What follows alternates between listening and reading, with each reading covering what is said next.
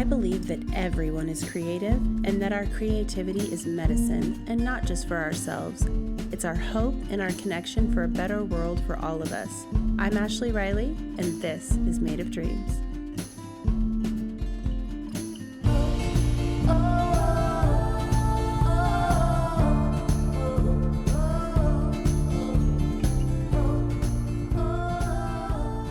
Welcome back to another episode of Made of Dreams. I'm your host, Ashley Riley, and I'm so happy you're here. On the podcast this season, we are spilling the tea on creativity with tarot. And this week, we're diving into the energy of procrastination. But first, it's time for Weekly Obsession. Weekly Obsessions, where I share what's lighting me up this week because sharing is caring and I care about you. This week, I'm loving writing in my gratitude journal. I have one that I try to keep right near where I sit and have coffee, and it's a 5-minute journal. It asks you 3 things you're grateful for, 3 things that would make today amazing, and then a daily affirmation. And then at the end of the day, you're supposed to check in, and full disclosure, I don't, but it does ask you what was good about today and what you could do better. I always forget, so maybe I'll make that one of my making today good things is remembering to do the nighttime check-in. I really find that just the act of writing what I'm grateful for each morning sets my brain up to be in a more positive mood, and that is what I'm loving right now. I would love to hear what's lighting you up, so feel free to head over and let me know on Instagram at Made of Dreams Podcast. And right now, I'm going to go ahead and get into this week's topic of procrastination. So imagine you have the day quote unquote off, which really just means from your day job, but you have some content to film or songs to record or some writing to do, and you just get up, have your coffee or tea and breakfast, and instead of continuing on to get ready and get to work on your creative projects, you find yourself on YouTube watching random videos about how to code because you had a different idea for an app that you think you could make, or you're scrolling on TikTok or Instagram looking at videos of people making noodles or gardening, or maybe even watching ASMR, and before you know it, 2 hours has gone by, and now you only have 1 hour before you need to get to an appointment that you have, and you're not ready. Is it just me? Create your own scenario. If you can relate, this episode is for you, and if this has never happened to you, please don't judge me. I'm just kidding. Please don't judge me. But I would love to know your secrets. Spill the tea, and I'd love to talk about it. I actually do have a guest interest form over at madeofdreamspodcast.com if you're interested and you have tips for me. But back to the topic at hand, procrastination. Some call it an art form in its own right, but what's behind it and why do we do it? Does it benefit us at all? And how do we break out of that cycle? Here we go. I know for me personally, I've found that the more time I have, the less I use it. I think to myself, I have all day. I can sit here for a little bit longer and then I waste the time that I had. So I feel like for me, that really is a big part of it. I also have a ton of ideas. So I tend to follow the Muse sometimes because I love that hit of inspiration. And I'm really good at starting things, but not so good at staying focused. And I think the first part of changing anything is noticing your patterns. So just something to think about there. I remember reading that book, You Are a Badass, and the author Jen Sincero talks about how she was a broke artist living on a couch in her parents' garage, and she didn't want that life, but she realized that part of what was keeping her there was that she was kind of rewarded or babied by the people around her. People would give her free tickets to things or buy her dinner, or maybe she got lots of attention because of the struggle. But in the end, it wasn't really a reward to be babied or paid attention to or to just get free things. So sometimes when I'm doing something that I know isn't helping me, like scrolling too long or staying up too late, I do think to myself, what is the fake reward that I'm getting from this? Is it dopamine? Like maybe. Some people think that procrastination makes you lazy, but like I said earlier, it can be an art form in and of itself. And if you're rearranging your entire kitchen or cleaning out your closet before getting to work, you ain't lazy. You hear? So let's see what the cards have to say about it. For the heart card, I pulled the 8 of Wands. The ache was the 7 of Swords, and the pulse was the 5 of Swords. So let's unpack, shall we? So the heart of the matter. The wands represent the fire element, creativity, passion, ambition. It's the spark, it's speed, it's movement. And the 8s in the story of tarot are where we build mastery. Astrologically, the 8 of Wands is related to the fire sign Sagittarius and the planet Mercury, which is the mind and communication. It's fast moving, it's pure momentum, and it's arrows hitting their mark.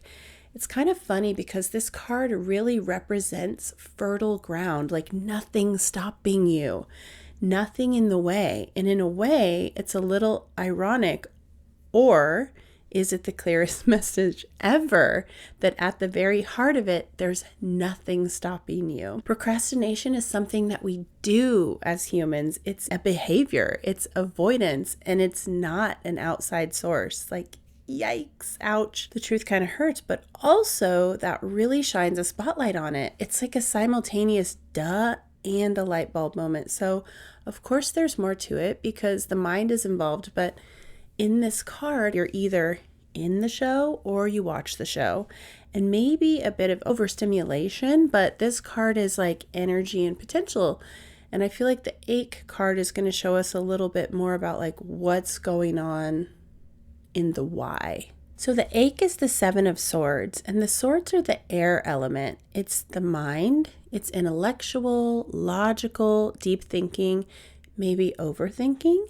The 7s in the tarot story represent our tests and possibly our resistance. The 7 of Swords is a card of avoidance and deception, maybe like getting away with something, but at what cost? Taking a shortcut that isn't really aligned or ignoring your intuition. So who are you kidding and who are you hurting when you procrastinate? It's kind of a sneaky energy. It's like, well, this other thing has to get done, so this will just have to wait. Like I mentioned, it's not laziness that has you cleaning the entire house instead of sitting down to write a song or a short story. Sometimes this card represents literal theft, and in this instance, I say maybe we're stealing our own time, like our own joy and our own impact that we could make if we just sat down and did the damn thing. Like, maybe we're robbing someone of their favorite song or their favorite book or laughter in their day. Like, maybe you're robbing someone of the inspiration that your work would provide them. You could be feeling like you should be doing something else. You could be feeling like the time that you're taking to do this creative work is letting someone else down. Like, it could make you feel guilty for taking the time for yourself. And if that's you, and you're not taking the time or effort for that reason, like you could start to resent those other obligations or people that are taking you away, in quotes, from work that you feel called to create. So that's another fun layer there. But it's true, when we don't take the time for ourselves, it's really easy to get pissy about the people who do and get resentful and angry. And it's really easy to bond with people in misery, but it's not going to change anything. It's like when you have your, let's say, drinking buddies, and then you decide to get sober curious and you stop going out and you kind of clean up your consumption. It changes the dynamic of your role that you inadvertently signed up for. Like, that can be a hard shift when you all of a sudden aren't available for what you were available for in the past. It might ruffle some feathers. Instead of going out late on a Saturday, now you're working hard in your studio. Some people might resent that at first. Then they'll be inspired by it. So this card is an invitation to take an honest look at like where your attention is directed versus where it's actually going. I was just telling a friend the other day, like, I think about music and creating and all the things that I want to do, like, more than I think I actually do it. And thinking about something can be productive if you're like problem solving or something, but just like ruminating and overthinking something isn't helpful at all. So I feel like that's a really good representation of a pain point that we find in procrastination and avoiding what it is that we say we want to do. So back to that, like being rewarded for something that isn't serving you, like, do you somehow get some kind of satisfaction when people talk about like how elusive creativity is, and that, you know, we as artists are like lion tamers, like wrestling it into submission, or that it's some special secret that only we have access to? I mean, it feels good to be regarded in that way, but I'm here to argue that every single one of us has some great creative work inside of us. Some actual special way that only we see the world. So yes, it is special. You are unique, and so is every person out there. Like, there's this meme I shared one time, and it was like person to artist.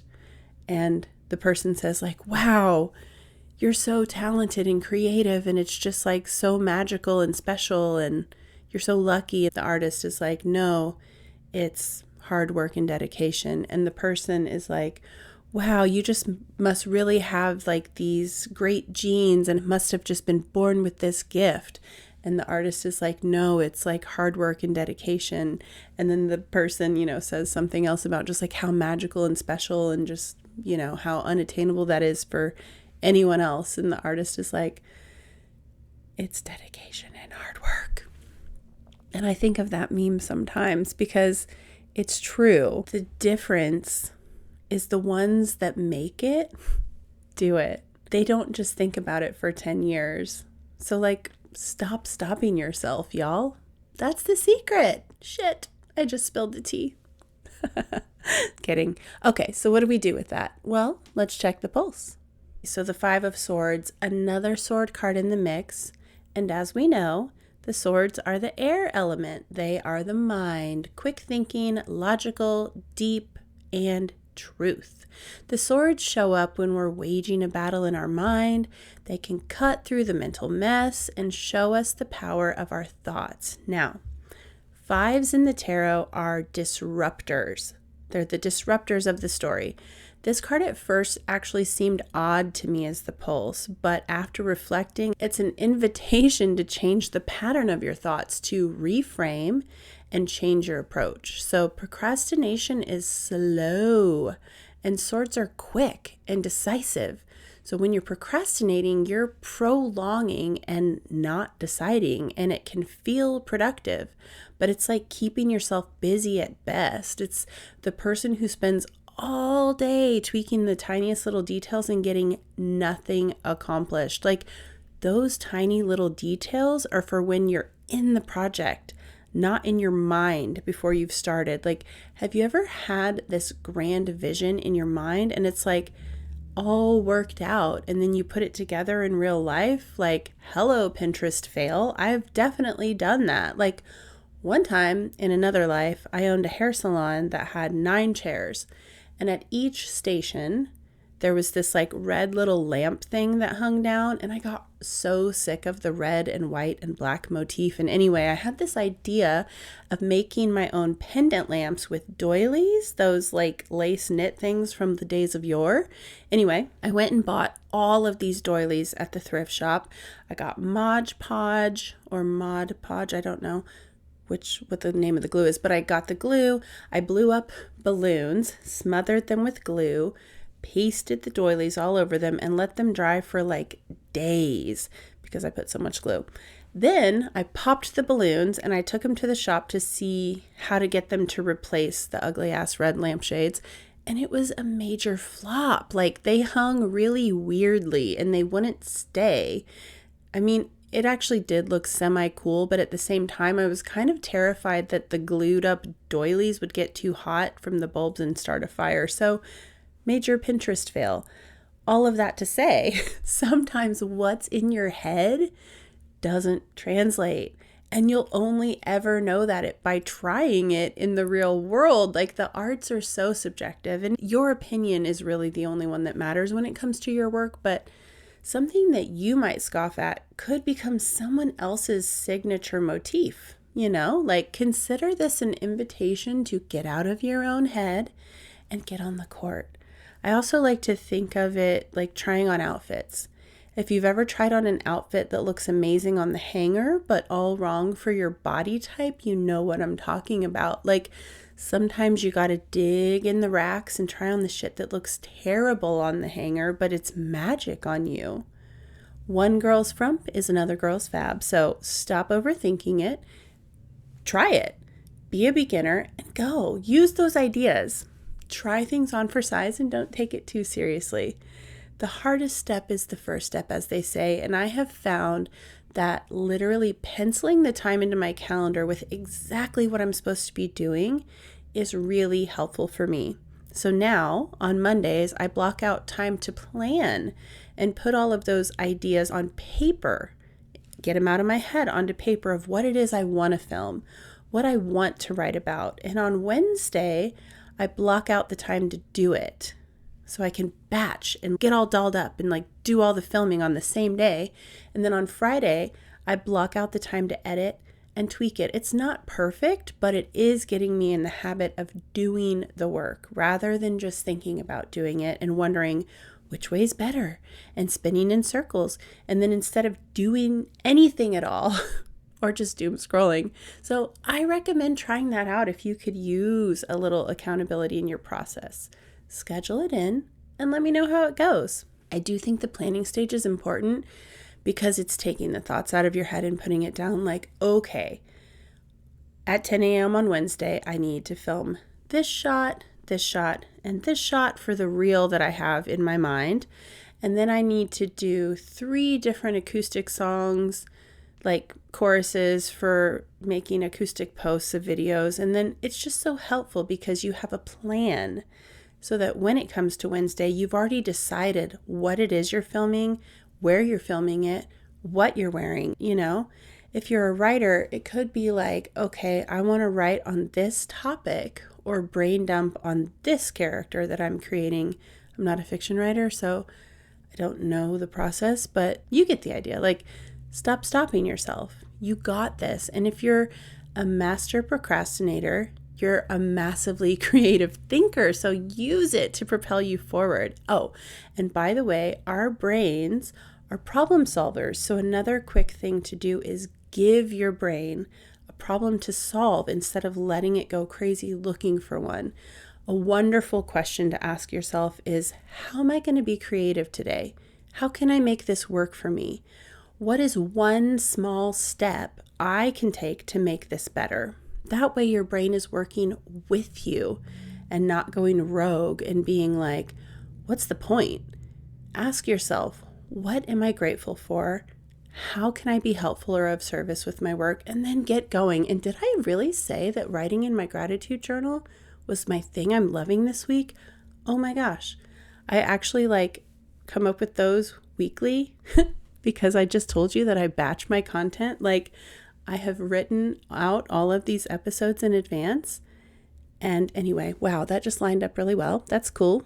Okay, give it a try. Let me know what you think. I'm so curious to know if this resonates with you and what you think about procrastination. Head over to Made of Dreams Podcast on Instagram, follow along, and say hello. I love to hear from you. So if you're enjoying this podcast, please consider subscribing and leaving a 5-star review on your platform of choice.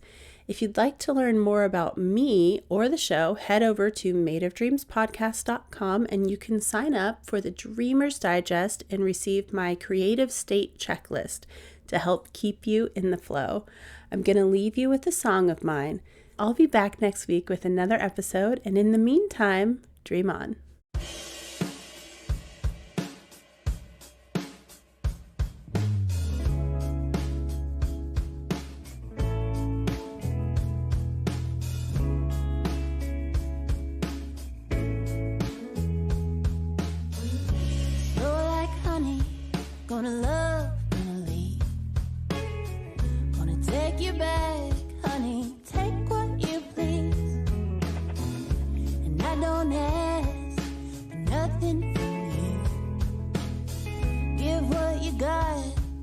don't care what you do. And I'm not counting on you, man, I'm counting you out.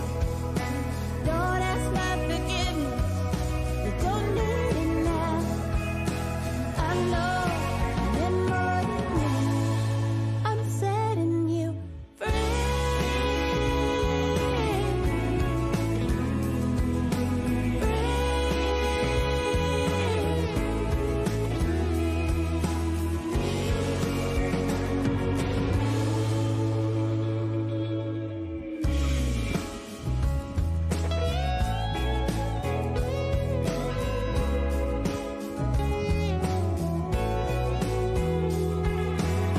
It ain't for the money, no, it ain't for the views. It ain't for the faint of heart, honey, it chooses you. Gonna keep you up in the still of the night. Lead you down the rabbit hole, keep you chasing that